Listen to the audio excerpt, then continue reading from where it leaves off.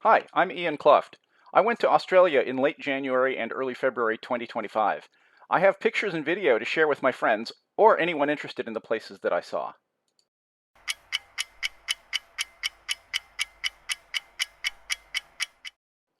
I started from home in Portland, Oregon. I'm an aviation geek, so the adventure begins at the airport looking at the planes and looking out the window on the flights. I landed at Los Angeles International Airport for my connection. There are always lots of big airplanes to see when you're there. Here's the Qantas Airbus A380, which flew me from Los Angeles to Sydney. I've been calling it the red-tailed roo, short for the kangaroo on the tail. It was my first time on an A380, the world's largest airliner.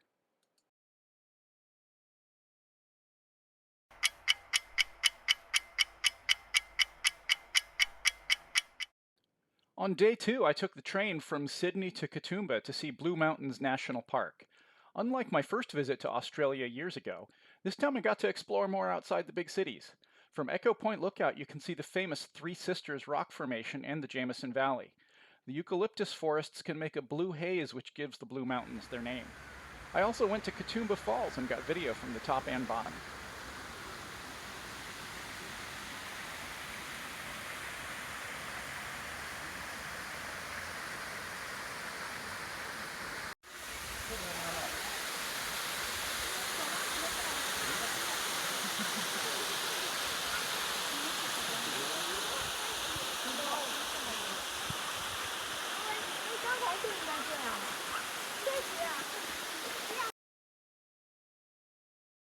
Platform 17 goes to City Circle via Town Hall. First stop Town Hall, then Wynyard, Circular Quay. Circular Quay is the tourist hub of Sydney Harbour. The famous Sydney Opera House is there. The Sydney Harbour Bridge is visible nearby. Lots of activity and sights to see nearby. I still get the feeling like I can't believe I'm here each time.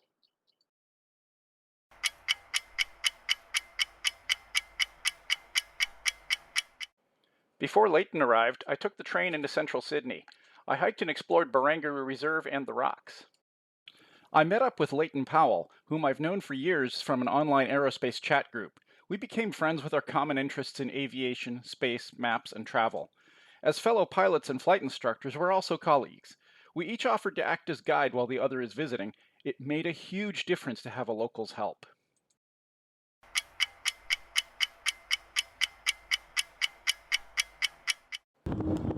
Leighton and I went to the Sydney Harbour bridge climb. Among other tourists in the timed entry tour group, we were the only ones who had climbed the bridge before. The view of Sydney Harbour and across the Sydney metro area from the top of the bridge was definitely worth seeing again.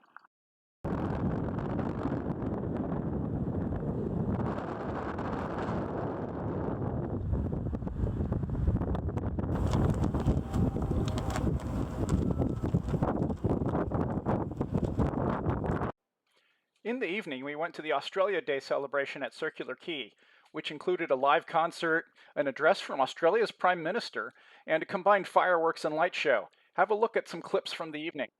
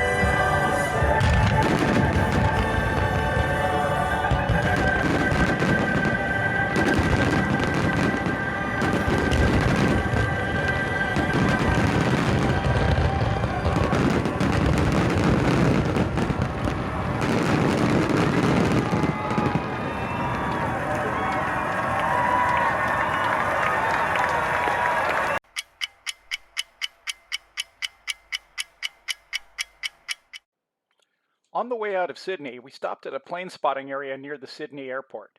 Sydney is a major hub for trans-Pacific flights, so lots of big planes are coming and going. Then we arrived in Canberra, Australia's capital city. We started exploring at Lake Burley Griffin, the lake at the center of the planned city's layout. We continued to the Museum of Australian Democracy at Old Parliament House, which was the seat of government from 1927 to 1988. We got to walk through the old House of Representatives and Senate chambers, and yes, Australia chose to use the same names for its legislative houses as the United States does. Then Leighton showed me the current Australian Parliament House. Parliament wasn't in session that day, so there weren't many people around. We were both surprised the public tour areas included the observation balconies in both the House of Representatives and Senate chambers. The public tour of Parliament House includes the roof, too. It's symbolic that the Australian people are above their politicians.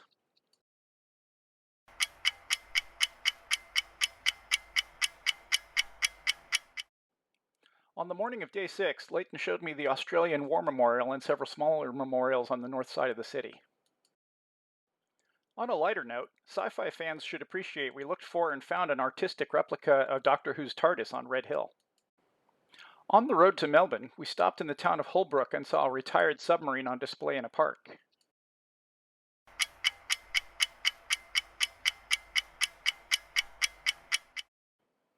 For a few days, I was back to exploring on my own, while Leighton returned to his work as an RMIT university professor. I took the train to the center of Melbourne and explored, among many other places, Federation Square, the Yarra River waterfront, and Queen Victoria Market. I got elevated views of the city from the 88th floor at the Melbourne Skydeck.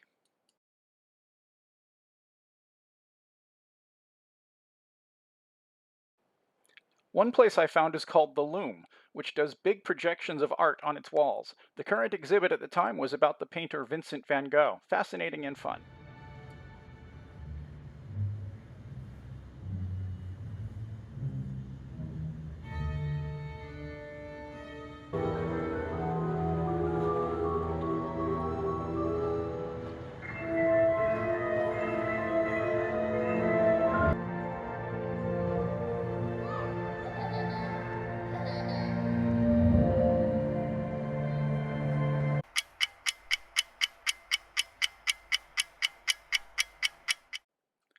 Over the weekend, we went for another road trip.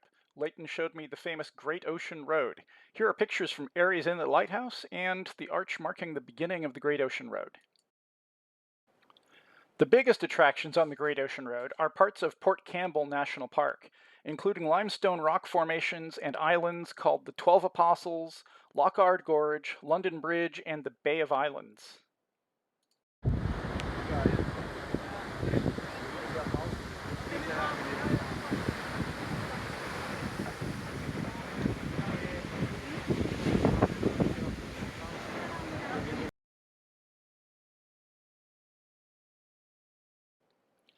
Leighton knows I have an interest in geology, so we stopped at the Tower Hill Nature Reserve, which is a Mar volcano in a crater lake. Leighton also spotted a koala in a eucalyptus tree there, which are very hard to find in the wild. And for a brief moment, Portland, Victoria, Australia was the farthest place I've been from my home in Portland, Oregon, USA. Then South Australia was a new state for me.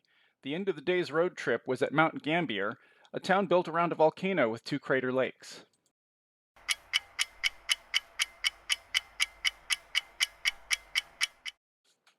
Day 11 started at Naracoorte Caves National Park. The caves were cool in 2 ways, being very interesting and also a welcome refuge from the hot summer temperatures outside.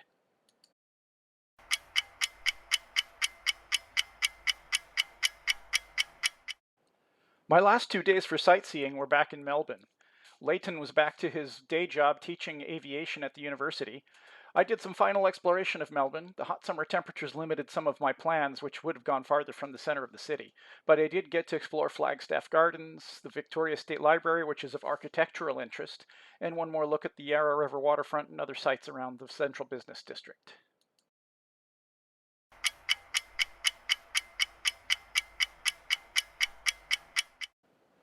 I liked this wall mural in the international departures area saying, "The bit where we say goodbye." Indeed, I really enjoyed my visit to Australia. Before boarding, I looked around at the big planes at the international terminal, then boarded Qantas 94 for Los Angeles. It was my first time flying on a Boeing 787 Dreamliner.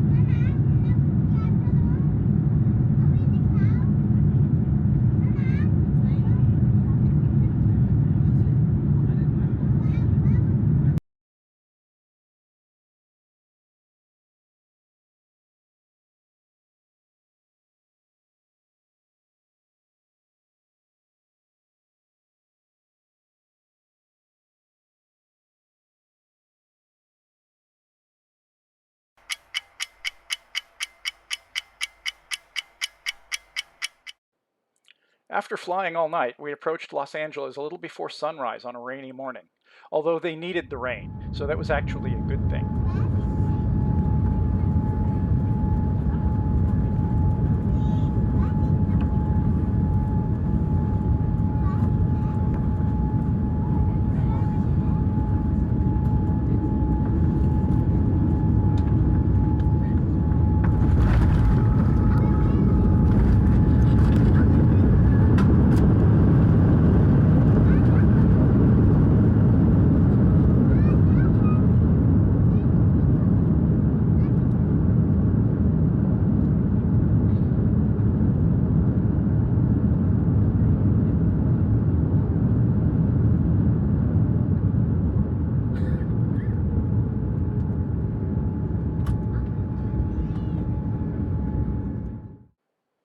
After crossing the date line on the flight across the Pacific, it was Wednesday again. I walked around the LAX airport for a bit and then caught my connecting flight home to Portland, Oregon. It was a great trip, but it was good to be home.